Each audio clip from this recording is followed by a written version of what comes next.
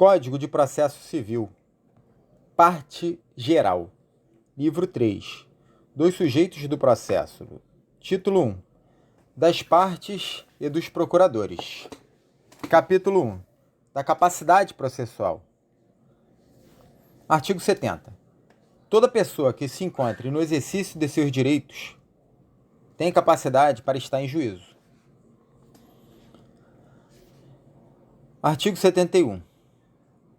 O incapaz será representado ou assistido por seus pais, por tutor ou por curador na forma da lei. Artigo 72. O juiz nomeará curador especial ao 1. Incapaz, se não tiver representante legal, ou se os interesses deste colidirem com os daquele, enquanto durar a incapacidade. 2. O réu preso revel, bem como ao réu revel citado por edital ou com hora certa, enquanto não for constituído advogado. Parágrafo único. A curatela especial será exercida pela Defensoria Pública, nos termos da lei. Artigo 73. O cônjuge necessitará do consentimento do outro para propor ação que verse sobre direito real imobiliário, salvo quando casados sob o regime de separação absoluta de bens. Parágrafo 3º. Parágrafo 1º.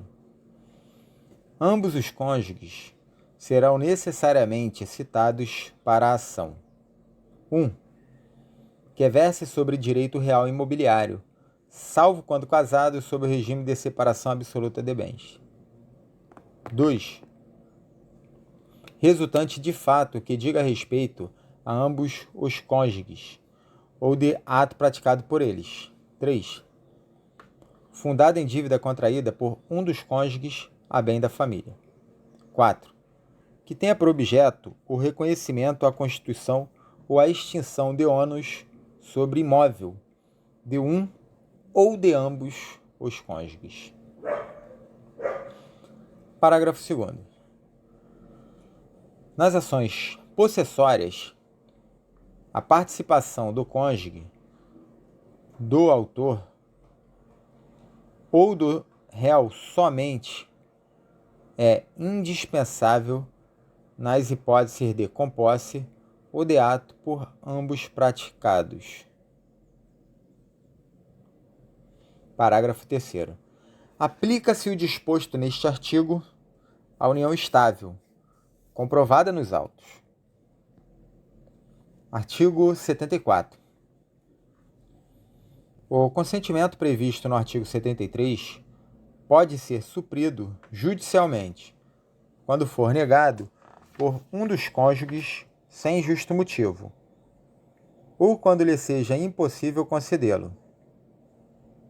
Parágrafo único. A falta de consentimento, quando necessário e não suprido pelo juiz, invalida o processo. Artigo 75. Serão representados em juízo, ativa e passivamente, a 1. A União, pela Advocacia Geral da União, diretamente ou mediante órgão vinculado. 2. Os Estados e o Distrito Federal, por seus procuradores. 3. O município, por seu prefeito ou procurador. 4. A autarquia e a Fundação de Direito Público, por quem a lei do ente federal designar. 4. A autarquia e a Fundação de Direito Público, por quem a lei do ente federado designar. 5. A massa falida pelo administrador judicial. 6. A herança jacente ou vacante por seu curador. 7. o espólio pelo inventariante. 8. A pessoa jurídica por quem os respectivos atos constitutivos designarem, ou não havendo essa designação, por seus diretores. 9. A sociedade e a associação irregulares e outros entes organizados sem personalidade jurídica, pela pessoa a quem couber a administração de seus bens. 10. A pessoa jurídica estrangeira, pelo gerente, representante ou administrador de sua filial, agência ou sucursal aberta ou instalada no Brasil. 11. O condomínio, pelo administrador síndico. Parágrafo 1º. Quando o inventariante for dativo, os sucessores do falecido serão intimados no processo no qual o espólio seja parte. Parágrafo 2º.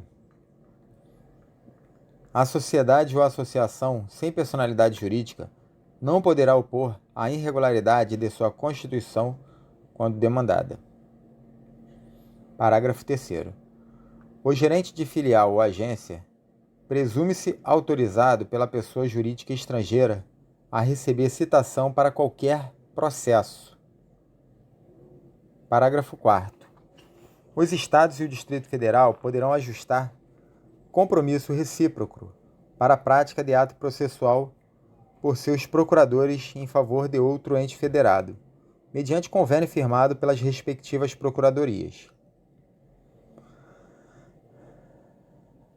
Artigo 76. Verificada a incapacidade processual ou a irregularidade da representação da parte, o juiz suspenderá o processo e designará prazo razoável para que seja sanado o vício. Parágrafo 1º. Descumprida a determinação, caso o processo esteja na instância originária, 1. O processo será extinto se a providência couber ao autor. O réu será considerado revel se a providência lhe couber. 3. O terceiro será considerado revel ou excluído do processo, dependendo do polo em que se encontre. Parágrafo 2º. Descumprida a determinação em fase recursal perante Tribunal de Justiça, Tribunal Regional Federal ou Tribunal Superior, o relator, 1. Não conhecerá do recurso se a providência couber ao recorrente. 2. Determinará o desentranhamento das contrarrazões se a providência couber ao recorrido. Capítulo 2. Dos deveres das partes e de seus procuradores. Seção dos deveres. Além de outros previstos neste Código, são deveres das partes, de seus procuradores e de todos aqueles que, de qualquer forma, participem do processo, 1. Expor os fatos em juízo conforme a verdade. 2. Não formular pretensão ou de apresentar defesa quando cientes de que são destituídas de fundamento. 3. Não produzir prova e não praticar atos inúteis ou desnecessários à declaração ou à defesa do direito. 4. Cumprir com exatidão as decisões jurisdicionais de natureza provisória ou final e não criar embaraços à sua efetivação. 5. Declinar no primeiro momento que lhe couber falar nos autos o endereço residencial ou profissional, onde receberão intimações, atualizando essa informação sempre que ocorrer qualquer modificação, temporária ou definitiva. 6. Não praticar inovação ilegal no estado de fato de bem ou direito litigioso. 7. Informar e manter atualizados seus dados cadastrais perante os órgãos do Poder Judiciário e no caso do parágrafo 6º do artigo 246 deste Código da Administração Tributária, para recebimento de citações e intimações. Parágrafo 1º. Nas hipóteses dos incisos 4 e 6, o juiz advertirá qualquer das pessoas mencionadas no caput de que sua conduta poderá ser punida como ato atentatório à dignidade da justiça. Parágrafo 2º. A violação ao disposto nos incisos 4 e 6 constitui ato atentatório à dignidade da justiça, devendo o juiz, sem prejuízo das sanções criminais, cíveis e processuais cabíveis, aplicar ao responsável multa de até 20% do valor da causa, de acordo com a gravidade da conduta. Parágrafo 3º.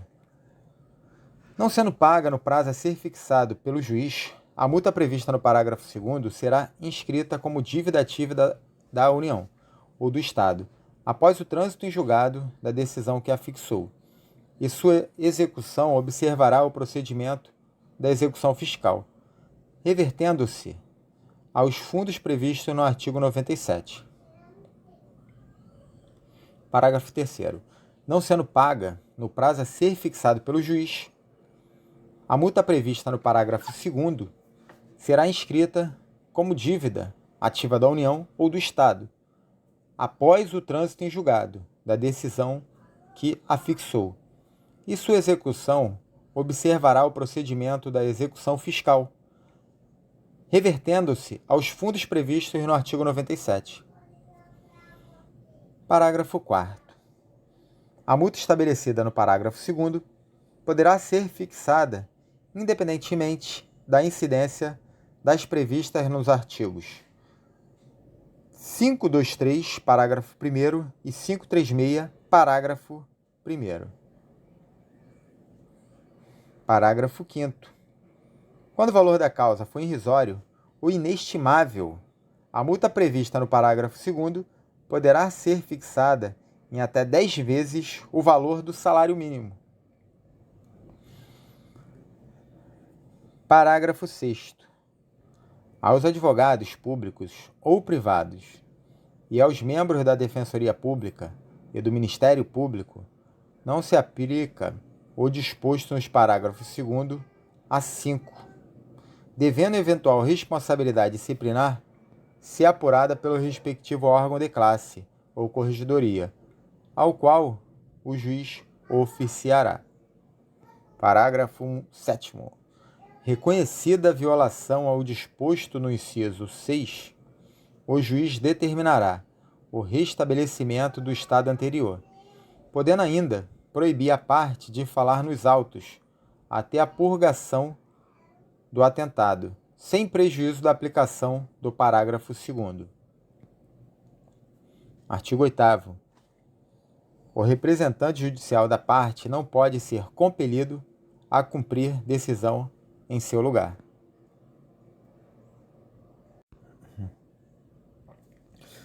Artigo 78. É vedado às partes, a seus procuradores, aos juízes, aos membros do Ministério Público e da Defensoria Pública, e a qualquer pessoa que participe do processo, empregar expressões ofensivas nos escritos apresentados. Parágrafo 1º. Quando expressões ou condutas ofensivas forem manifestadas oral ou presencialmente, o juiz advertirá o ofensor de que não as deve usar ou repetir, sob pena de lhe ser cassada a palavra. Parágrafo 2º. De ofício ou a requerimento do ofendido, o juiz determinará que as expressões ofensivas sejam riscadas e a requerimento do ofendido determinará a expedição de certidão com inteiro teor das expressões ofensivas e a colocará à disposição da parte interessada. Seção 2. Da responsabilidade das partes por dano processual. Artigo 79.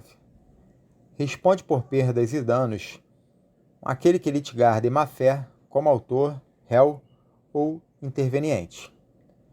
Artigo 80.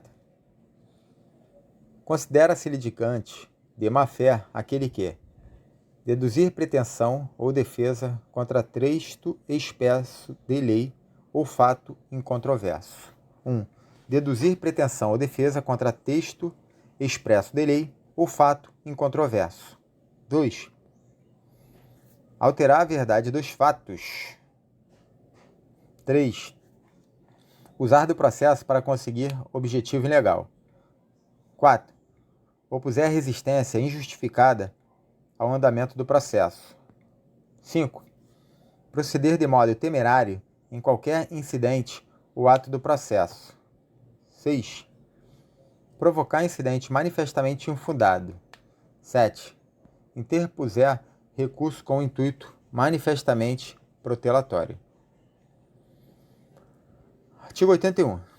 De ofício ou a requerimento, o juiz condenará o litigante de má-fé a pagar multa, que deverá ser superior a 1% e inferior a 10% do valor corrigido da causa, a indenizar a parte contrária pelos prejuízos que esta sofreu e arcar com os honorários advocatícios e com todas as despesas que efetuou. Artigo 81. De ofício a requerimento, o juiz condenará o litigante de má-fé a pagar multa, que deverá ser superior a 1% e inferior a 10% do valor corrigido da causa, a indenizar a parte contrária pelos prejuízos que esta sofreu e a arcar com os honorários advocatícios e com todas as despesas que efetuou. Parágrafo 1º. Quando forem 2 ou mais os litigantes de má-fé, o juiz condenará a cada um na proporção de seu respectivo interesse na causa, ou solidariamente aqueles que se coligaram para lesar a parte contrária. Parágrafo 2º.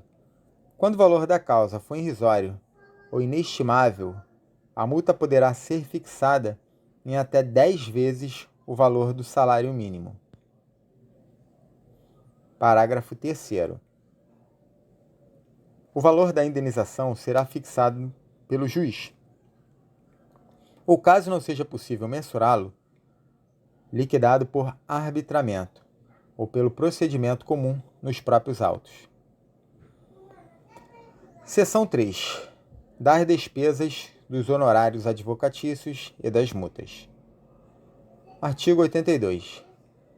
Salvo as disposições concernentes à gratuidade da justiça, incumbe às partes prover as despesas dos atos que realizarem ou requererem no processo, antecipando-lhes o pagamento desde o início até a sentença final, ou na execução até a plena satisfação do direito reconhecido no título. Parágrafo 1º. Incumbe ao autor adiantar as despesas relativas ao ato cuja realização o juiz determinar de ofício ou a requerimento do Ministério Público, quando sua intervenção ocorrer como fiscal da ordem jurídica. Parágrafo 2º. A sentença condenará o vencido a pagar ao vencedor as despesas que antecipou. Artigo 83. O autor brasileiro ou estrangeiro que residir fora do Brasil ou deixar de residir no país, ao longo da tramitação do processo, prestará caução suficiente ao pagamento das custas e dos honorários de advogado da parte contrária nas ações que propuser, se não tiver no Brasil bens imóveis que lhe assegurem o pagamento. Parágrafo 1º. Não se exigirá a caução de que trata o caput. 1. Quando houver dispensa prevista em acordo ou tratado internacional de que o Brasil faz parte. 2. Na execução fundada em título extrajudicial e no cumprimento de sentença. 3. Na reconvenção. Parágrafo 2º. Verificando-se no trâmite do processo que se desfalcou a garantia, poderá o interessado exigir reforço da caução, justificando seu pedido com a indicação da depreciação do bem dada em garantia e a importância do reforço que pretende obter. Artigo 84. As despesas abrangem as custas dos atos do processo, a indenização de viagem, a remuneração do assistente técnico e a diária de testemunha. Artigo 85. A sentença condenará o vencido a pagar honorário ao advogado do vencedor. Parágrafo 1º. São devidos honorários advocatícios na reconvenção, no cumprimento de sentença provisório ou definitivo, na execução resistida ou não e nos recursos interpostos cumulativamente. Parágrafo 2º. Os honorários serão fixados entre o mínimo de 10% e o máximo de 20% sobre o valor da condenação, do proveito econômico obtido ou, não sendo possível mensurá-lo, sobre o valor atualizado da causa, atendidos. 1. O grau de zelo do profissional. 2. O lugar de prestação do serviço. 3. A natureza e a importância da causa. 4. O trabalho realizado pelo advogado e o tempo exigido para o seu serviço. Parágrafo 3º. Nas causas em que a Fazenda Pública for parte, a fixação dos honorários observará os critérios estabelecidos nos incisos 1 a 4 do parágrafo 2º e os seguintes percentuais. 1. Mínimo de 10% e máximo de 20% sobre o valor da condenação do proveito econômico obtido até 200 salários mínimos. 2. Mínimo de 8% e máximo de 10% sobre o valor da condenação ou do proveito econômico obtido acima de 200 salários mínimos até 2.000 salários mínimos. 3. Mínimo de 5% e máximo de 8% sobre o valor da condenação do proveito econômico obtido acima de 2.000 salários mínimos até 20.000 salários mínimos. 4. Mínimo de 3% e máximo de 5% sobre o valor da condenação do proveito econômico obtido acima de 20 salários mínimos até 100 salários mínimos. 5. Mínimo de 1% e máximo de 3% sobre o valor da condenação do proveito econômico obtido acima de 100.000 salários mínimos. Parágrafo 4º. Em qualquer das hipóteses do parágrafo 3º, 1. Os percentuais previstos nos incisos 1 a 4 devem ser aplicados desde logo quando for líquida a sentença. 2. Não sendo líquida a sentença, a definição do percentual nos termos previstos nos incisos 1 a 4 somente ocorrerá quando liquidado o julgamento. 3. Não havendo condenação principal ou não sendo possível mensurar o proveito econômico obtido, a condenação em honorários dar-se-á sobre o valor atualizado da causa. 4. Será considerado o salário mínimo vigente quando prolatada a sentença líquida ou que estiver em vigor na data da decisão de liquidação. Parágrafo 5º. Quando, conforme o caso, a condenação contra a Fazenda Pública ou o benefício econômico obtido pelo vencedor ou o valor da causa for superior ao valor previsto nos incisos 1 do parágrafo 3º, a fixação do percentual de honorário deve observar a faixa inicial e naquilo que exceder a faixa subsequente, e assim sucessivamente. Parágrafo 6º. Os limites e critérios previstos no parágrafo 2º e 3º aplicam-se independentemente de qual seja o conteúdo da decisão, inclusive aos casos de improcedência ou de sentença sem resolução de mérito. Parágrafo 7º. Não serão devidos honorários no cumprimento de sentença contra a Fazenda Pública que enseje expedição de precatório, desde que não tenha sido impugnada.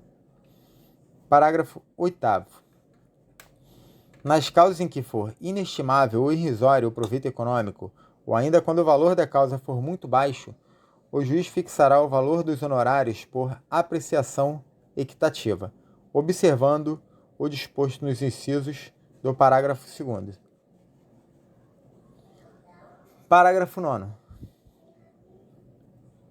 Na ação de indenização por ato ilícito contra a pessoa, o percentual de honorário incidirá sobre a soma das prestações vencidas, acrescida de 12 prestações vincendas.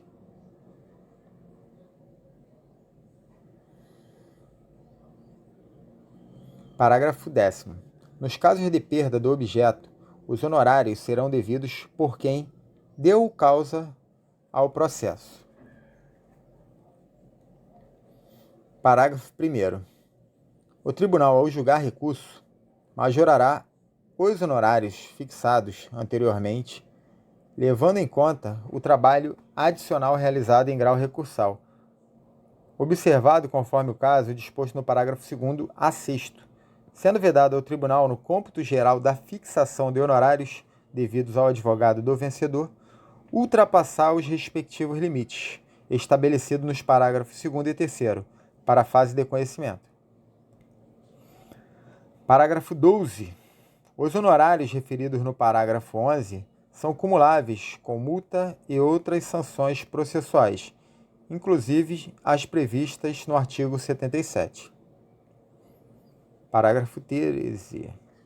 As verbas de sucumbência, arbitradas em embargos à execução, rejeitados ou julgados improcedentes e em fase de cumprimento de sentença, serão acrescidas no valor do débito principal para todos os efeitos legais. Parágrafo 14. Os honorários constituem direito do advogado e têm natureza alimentar, com os mesmos privilégios dos créditos oriundos da legislação do trabalho, sendo vedada a compensação em caso de sucumbência parcial. Parágrafo 15. O advogado pode requerer que o pagamento dos honorários que lhe caibam seja efetuado em favor da sociedade de advogados que integra, na qualidade de sócio, aplicando-se a hipótese o disposto no parágrafo 14. Parágrafo 16. Quando os honorários forem fixados em quantia certa, os juros moratórios incidirão a partir da data do trânsito em julgado da decisão. Parágrafo 17. Os honorários serão devidos quando o advogado atuar em causa própria. Parágrafo 18. Caso a decisão transitada em julgado seja omissa, quanto ao direito aos honorários ou ao seu valor, é cabível ação autônoma para sua definição e cobrança.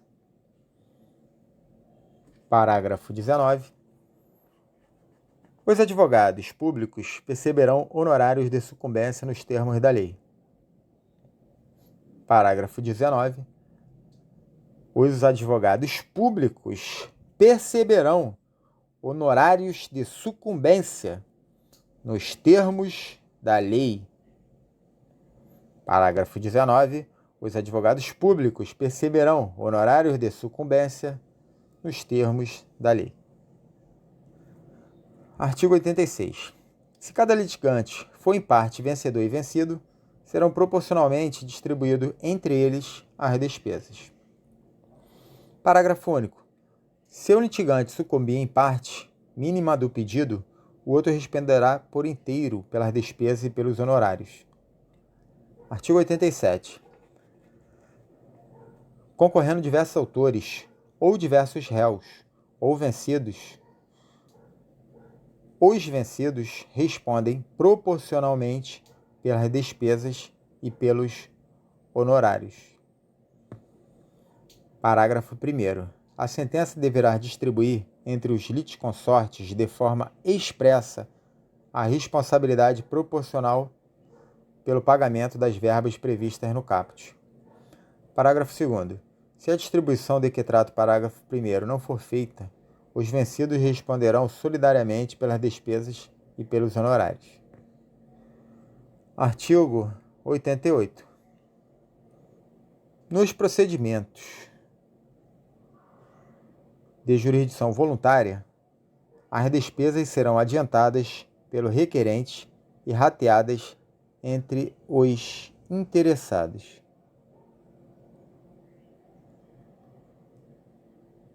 Artigo 89. Nos juízos divisórios, não havendo litígio, os interessados pagarão as despesas proporcionalmente a seus quinhões. Artigo 90. Proferida sentença com fundamento em desistência, em renúncia ou em reconhecimento do pedido, as despesas e os honorários serão pagos pela parte que desistiu, renunciou ou reconheceu. Parágrafo 1º. Sendo parcial a desistência, a renúncia ou reconhecimento, a responsabilidade pelas despesas e pelos honorários será proporcional à parcela reconhecida, a qual se renunciou ou da qual se desistiu. Parágrafo 2º. Havendo transação e nada tendo as partes disposto quanto às despesas, estas serão divididas igualmente. Parágrafo 3º. Se a transação ocorrer antes da sentença, as partes ficam dispensadas do pagamento das custas processuais remanescentes, se houver. Parágrafo 4º. Se o réu reconhecer a procedência do pedido e, simultaneamente, cumprir integralmente a prestação reconhecida, os honorários serão reduzidos pela metade. Artigo 91. As despesas dos atos processuais praticados a requerimento da Fazenda Pública, do Ministério Público ou da Defensoria Pública serão pagas ao final pelo vencido.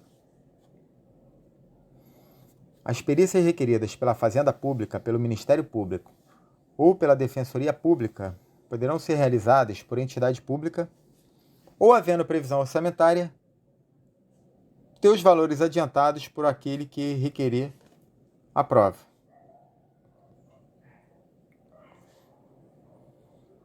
Parágrafo 2º. Não havendo previsão orçamentária no exercício financeiro para adiantamento dos honorários periciais, eles serão pagos no exercício seguinte ou ao final, pelo vencido, caso o processo se encerre antes do adiantamento a ser feito pelo ente público.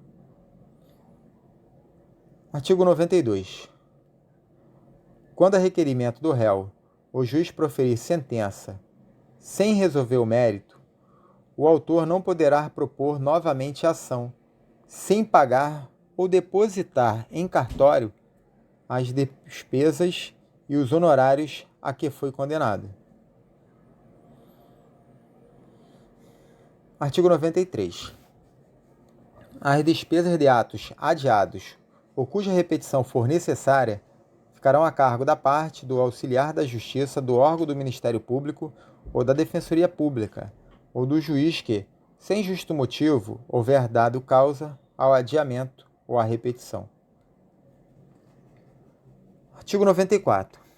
Se o assistido for vencido, o assistente será condenado ao pagamento das custas em proporção à atividade que houver exercido no processo.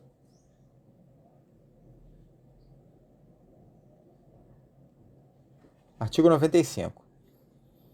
Cada parte adiantará a remuneração do assistente técnico que houver indicado, sendo a do perito adiantada pela parte que houver requerido a perícia, ou rateada quando a perícia for determinada de ofício ou requerida por ambas as partes.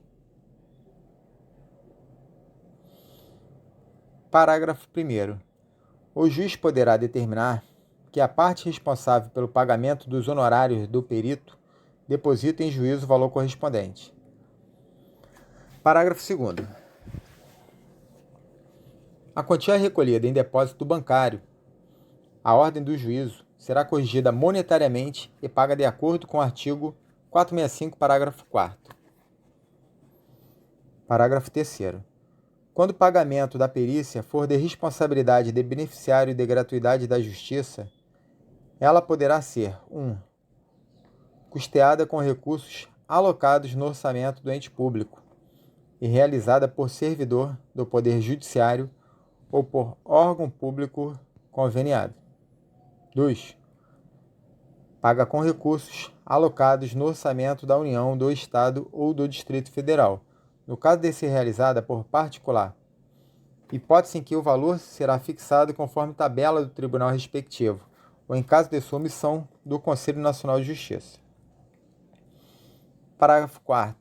Na hipótese do parágrafo 3º, o juiz, após o trânsito em julgado da decisão final, oficiará a Fazenda Pública para que promova, quanto a quem tiver sido condenado, ao pagamento das despesas processuais, a execução dos valores gastos com a perícia particular ou com a utilização do servidor público ou da estrutura de órgão público, observando-se, caso o responsável pelo pagamento das despesas seja beneficiário da gratuidade de justiça, o disposto no artigo 98, parágrafo 2º. Parágrafo 5º. Para fins de aplicação do parágrafo 3º, é vedada a utilização de recursos do Fundo de Custeio da Defensoria Pública. Artigo 96. O valor das sanções impostas ao litigante de má-fé reverterá em benefício da parte contrária, e o valor das sanções impostas aos serventuários pertencerá ao Estado ou à União. Artigo 97.